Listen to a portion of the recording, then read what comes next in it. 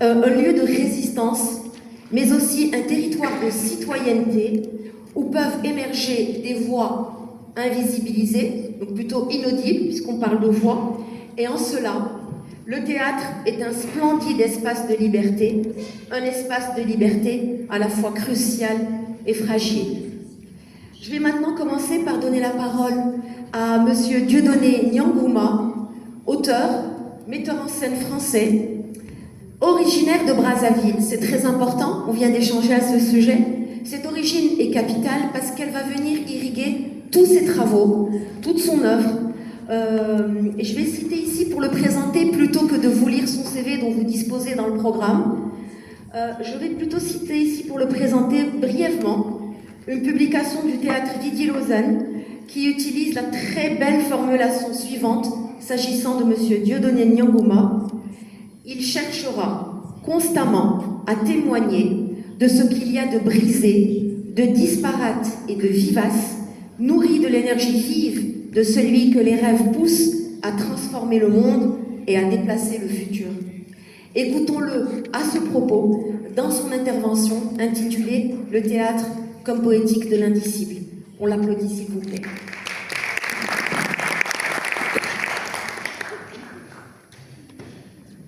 Merci beaucoup, Madame la Directrice, pour cette belle invitation.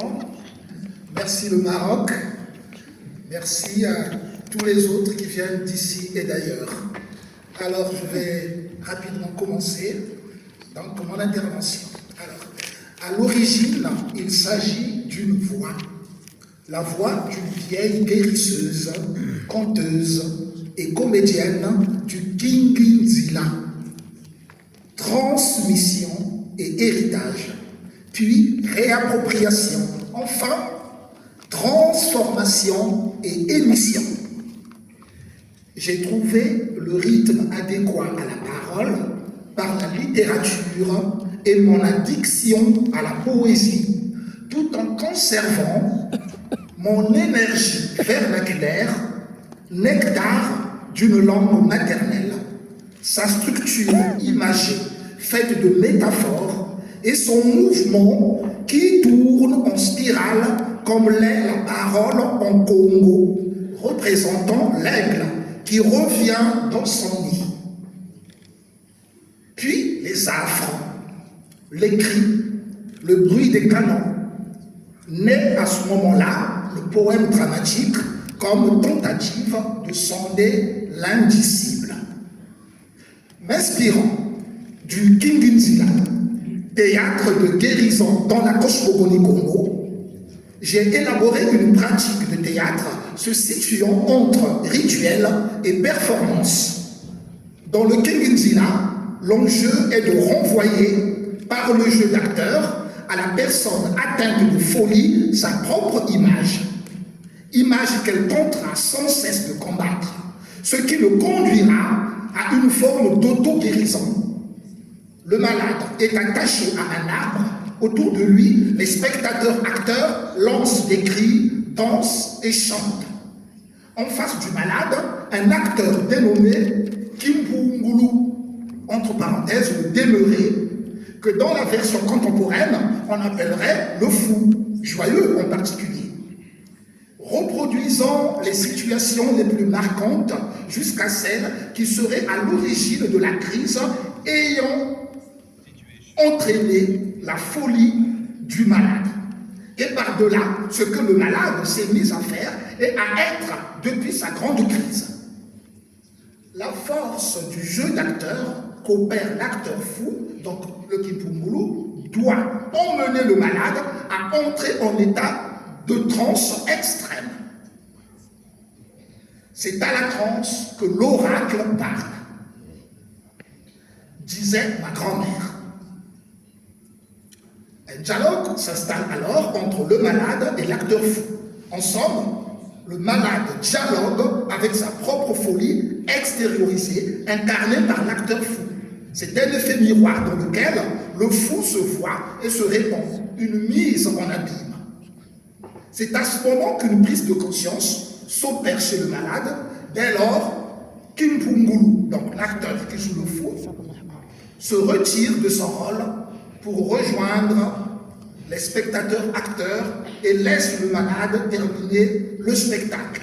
Son dialogue d'abord, qui devient vite monologue, puis réappropriation de soi et silence, fin du rituel. Je suis parti du Kingenzila pour arriver jusqu'à mon théâtre et finir par l'éclatement dramatique. Le cercle doit être brisé à la fin pour sortir de la folie, disait ma grand-mère. Bon, c'est assez dichotomique parce que le cercle représente en même temps la circulation de la parole dans la cosmogonie Congo. Une énergie qui tourne, passe par tout le monde et revient sur elle-même. L'aigle qui s'envole très loin et qui revient toujours dans son nid. Dans cette forme de théâtre rituel, la liberté dans la contrainte est de mise. Une liberté de questionner, de créer par soi, mais une liberté toutefois qui revient dans le giron, confirmer la règle après l'errance. Tel, je reviens ici, confirmer ma grand-mère. Ma grand-mère m'a longtemps accompagnée sur les routes de récréation. Elle s'appelait Louise Bakuka. Elle était prêtresse Nsaku, spiritualité Congo, dont la mission était de guérir tant le corps que l'esprit par la parole, le jeu, en appliquant le théâtre Kingenzila. Elle était guérisseuse, conteuse, comédienne traditionnelle. J'ai assisté à plusieurs de ses représentations la nuit dans son village Masemolubaki pendant les grandes vacances à guérir les fous et autres malades. Je viens d'une culture matrilinéaire. Le pouvoir de guérir par le théâtre ne se transmet que de la grand-mère à la première petite fille. Mais ma grande sœur aînée ayant refusé d'être initiée pour succéder à la grand-mère, alors, comme prometté, j'ai volé le feu sacré des dieux. Quand la grand-mère m'a surpris, elle m'a entraîné dans la forêt et plutôt que de me punir comme le Physos, elle m'a appris les rudiments du Kingenzila même en secret, car je n'avais pas le droit et elle non plus de léguer son héritage à quelqu'un d'autre si ce n'était pas sa première petite fille. C'est alors que j'ai appris auprès de ma grand-mère en Kati jamais reproduire la forme de ce théâtre tel que je l'avais reçu de ma grand-mère. J'avais l'obligation de la transformer en mon théâtre. Mais toutefois, l'âme du Kingenzila devait sous-tendre comme base, comme dynamique. Pour conserver le Kingenzila, il te revient à toi aujourd'hui de le transgresser. Avait conclu ma grand-mère quelques années plus tard, avant de mourir. Par ce Kingenzila, j'ai élaboré un chemin. Urgence. Se rassurer encore et encore qu'il y a urgence pour dire. Peur, surtout ne pas la chasser pendant le processus de l'écriture, mais la cerner comme une bête, l'explorer, qu'elle envahisse et déborde la page par l'écriture jusqu'à arriver au bout de la formulation exacte d'elle-même tant qu'elle prend en otage la société. Solitude, état cuisant de l'écriture.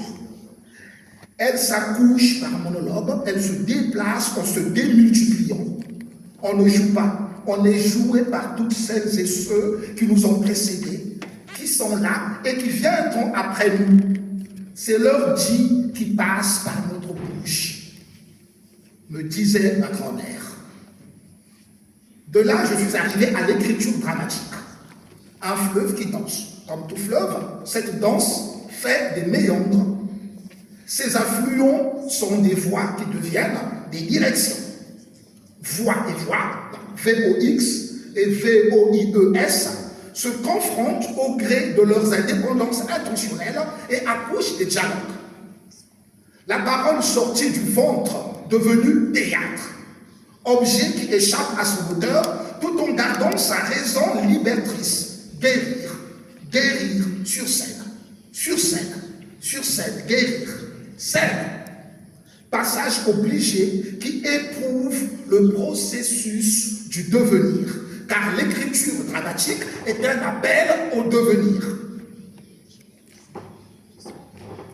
Devenir, résultante de la pensée dramatique en représentation théâtrale. Devenir, autre appelle le rituel. Tout se joue entre ce qui fait théâtre de façon technique et ce qui se tasse dans l'ombre de façon opaque et que la raison ne franchit pas, ne franchit jamais. Théâtre, ce rituel qui explore l'indicible. En suivant ce chemin, je suis arrivé au Big Boom Bar, un théâtre de résistance contre la mort de l'âme. Dans la furie des bombes, des grandes folies meurtrières, cette pratique de théâtre avait eu raison de nous guérir des maux de la guerre lorsque nous connaîtrions les années de guerre civile au Congo-Brazzaville et même après. Il avait été une réparation intérieure, une thérapie, un ailleurs d'où l'on pouvait se permettre de regarder autrement, d'entendre d'une autre oreille, d'élargir le champ des points de vue et de donner plus de perspective à l'imaginaire. Il n'est pas anodin de constater que la dernière interdiction de ma grand-mère était le chemin de la création.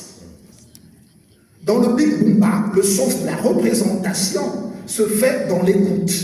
C'est la parole qui plonge dans l'ombre et la folie pour aller chercher une lumière. C'est d'après ce qu'on entend qu'on voit, et non le contraire, car c'est la parole qui fait office de lampe dans la forêt inextricable. Puis, à travers l'imaginaire de la langue, les mots se doivent d'être chargés, car ils sont l'élément premier de cette médication. L'histoire qui est racontée est en même temps incarnée, tout en se modifiant à force de se remettre en cause en pleine représentation. Principe inhérent au Big Boomba. La forme se casse, le cercle se brise pour libérer d'autres facettes de la même folie afin d'arriver à mieux la cerner pour la guérir par la parole de l'auteur et le jeu d'acteur. Sa structure dramaturgique est donc beaucoup plus dramatique. La représentation elle-même est une fabrique, un rituel, un passage, une épreuve. Pour opérer en temps réel le mécanisme de la guérison, on fait appel à une métaphore de la folie qui serait la folie elle-même. Et cette dernière a pour nom le jeu, J-E-U. La folie, ce sont les mots de la société.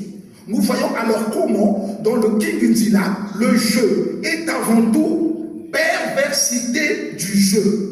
Un théâtre qui rentre en folie pour soigner la folie.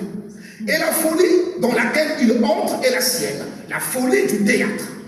Le mental de l'acteur est par essence le lieu propre de la gestation de cette folie dramatique. Dans le Big Boomba, l'acteur se doit d'être entre deux précipices et opérer sans cesse la distance tout en étant profondément de chaque côté. Il doit montrer les deux côtés, le personnage et lui, avec une distance manifeste et incarner profondément les deux sans que l'un ne puisse entacher l'autre et inversement. À cette distance certaine, entre comment est représenté l'acteur et l'esprit qui l'anime et se déploie, l'irrésistible envie de toucher l'indicible, de raconter le non-dit, de montrer l'insaisissable, de convoquer toute cette magie et de s'exprimer à travers, d'en faire l'écho de chaque mouvement scénique porté par l'acteur entre deux précipices. Ma grand-mère disait, la plus belle façon pour aller d'une commissure de lèvres à une autre commissure de lèvres est de contourner la tête en passant par la nuque. À l'origine, entre le passage de la main qui écrit sur la feuille et le voyage de la parole à travers le corps sur la scène, tout est exploration du réel, questionnement des langages qui permet au théâtre de donner un nom et un visage à l'indicible, par le traitement dramaturgique. Entre le jeu et l'enjeu, le texte de théâtre demeure l'une des matières beaucoup plus amples que l'imaginaire qu'il déploie. Il ne s'arrête pas avec la plume du dramaturge. Il vit à travers le corps de l'acteur comme une opération, et l'action qui l'identifie ne suffit pas, ne suffit jamais, elle se démultiplie, telle ma grand-mère en moi. Merci beaucoup, Chopin.